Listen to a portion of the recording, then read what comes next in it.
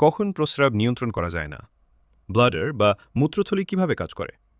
Bladder বা মূত্রথলি আপাতদৃষ্টিতে মনে হয় সাধারণ একটা মাংসের থলি, কিন্তু এর আসল কাজটা হল নিয়ন্ত্রণ বা কন্ট্রোল।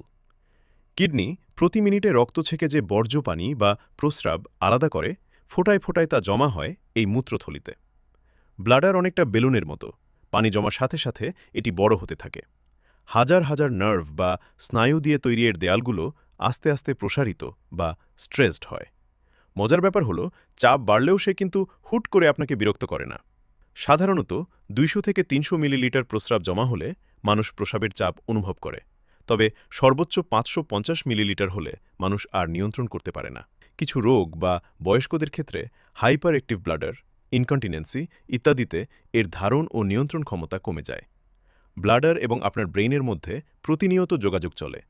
ব্লাডার পূর্ণ হতে থাকলে সিগন্যাল পাঠায়, আর ব্রেন পরিস্থিতি বুঝে প্রস্রাব করার অনুমতি দেয়। এই যে ধরে রাখার ক্ষমতা, এটা কিন্তু এক বিশাল ব্যাপার।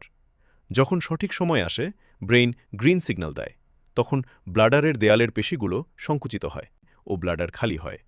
কখনো খেয়াল করেছেন, পরীক্ষার আগে বা কোনো দুশ্চিন্তার সময় ঘন ঘন প্রস্রাবের চাপ হয়? কেন জানেন? কারণ ব্লাডার আপনার নার্ভাস সিস্টেমের বা অনুভূতির সাথে সরাসরি যুক্ত। আপনি স্ট্রেস নিলে সেও অস্থির হয়ে পড়ে এবং সংকুচিত হতে শুরু করে। সাধারণত একটি শিশু ৩ বছর বয়সের মাঝে ব্লাডার তথা প্রস্রাব নিয়ন্ত্রণ করা শিখে। ব্লাডার শুধু একটা বর্জ্য ফেলার ঝুড়ি নয়, এটা অসাধারণ এক মেকানিজম।